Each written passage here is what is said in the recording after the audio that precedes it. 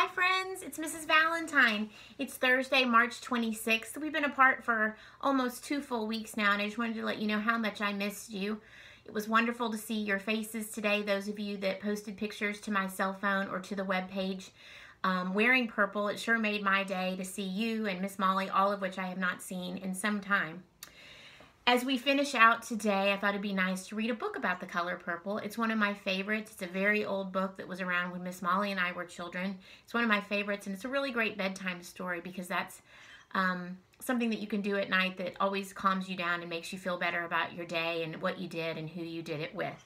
So today I'm going to finish my day with this book called Harold and the Purple Crayon. And this book is by Crockett Johnson.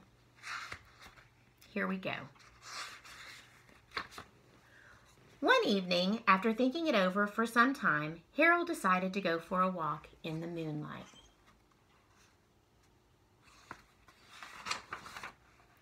There wasn't any moon, and Harold needed a moon for a walk in the moonlight. And he needed something to walk on.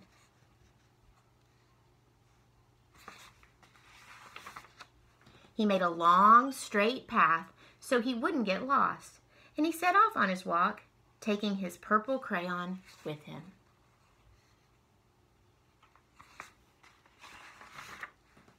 But he didn't seem to be getting anywhere on the long, straight path, so he left the path for a shortcut across the field, and the moon went with him.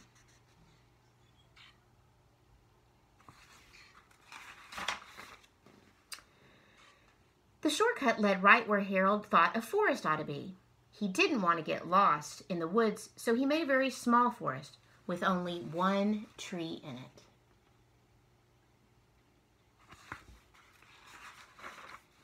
It turned out to be an apple tree, and the apples would be very tasty, Harold thought.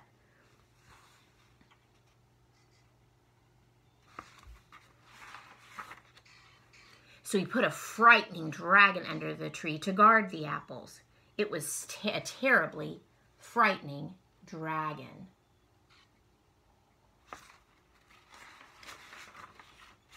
It even frightened Harold. He backed away, and he was holding even the purple crayon in his hand shook as he backed away from the frightening dragon.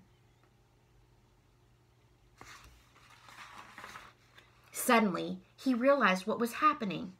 But by then, it was over his head, and he was in the ocean.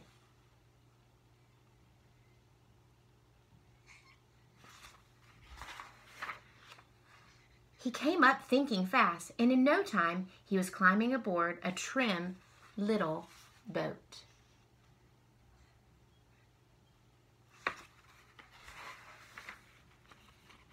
He quickly set sail, and the moon sailed along with him.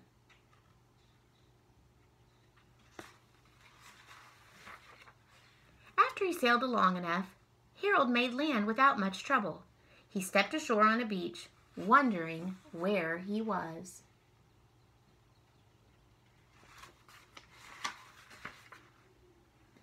The sandy beach reminded Harold of picnics, and the thought of picnics made him kind of hungry. So he laid out a nice, simple picnic lunch.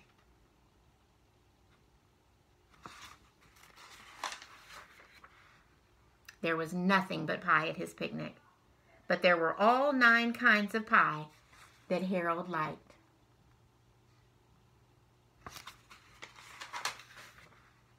When Harold finished his picnic, there was quite a lot left over. He hated to see the delicious pie go to waste.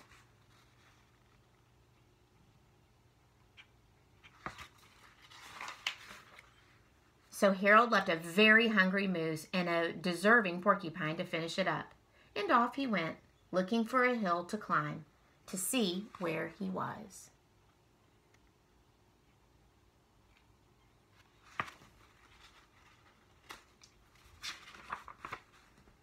Harold knew that the higher up he went, the farther he could see, so he decided to make the hill into a mountain.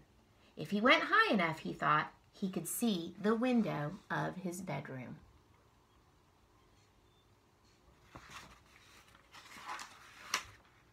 He was tired, and he felt like he ought to be getting to bed.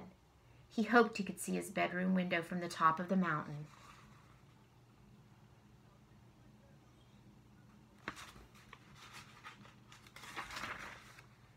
But he looked down over the other side and he slipped, and there wasn't another side of the mountain. He was falling in thin air.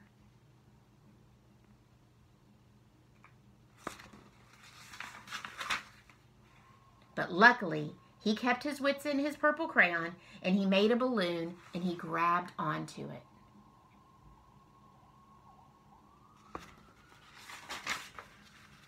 And he made a basket under the big balloon, enough to stand in. He had a fine view from the balloon, but he couldn't see his window. He couldn't even see his house.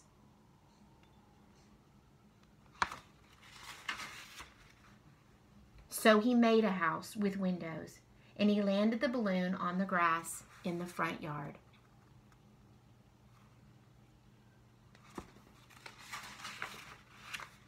None of the windows was his window. He tried to think where his window ought to be.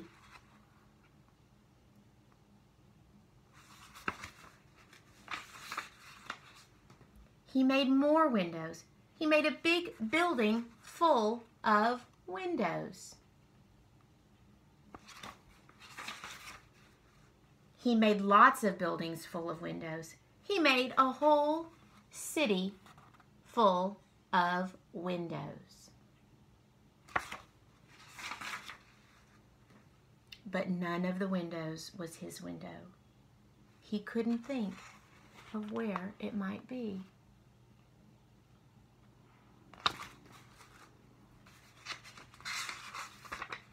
He decided to ask a policeman. The policeman pointed by the way Harold was going anyway, and so Harold thanked him.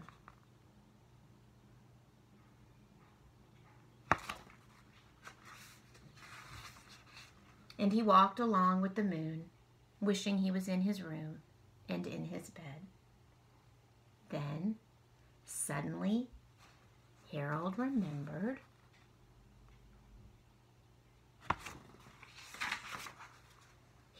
where his bedroom window was when there was a moon. It was right around the moon.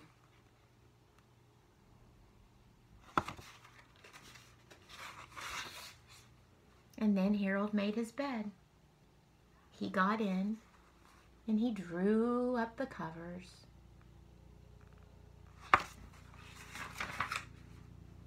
The purple crayon dropped to the floor, and Harold dropped off to sleep. You can see why it's a nice story to end the day. Hopefully you'll have a good night's sleep just like Harold. If you watch this movie or this video another time, what I would encourage you to do is try to find a piece of white paper and maybe let your imagination draw where you would like to be. If you could take a purple crayon and draw any of the things, maybe some of the things that you heard in the book, or maybe you could draw a place you've been since we've been apart, or maybe you could draw a place that you would like to be. Remember, whatever you draw, you need to use a purple crayon. Friends, it was good to touch base today. I hope you enjoyed the story, and I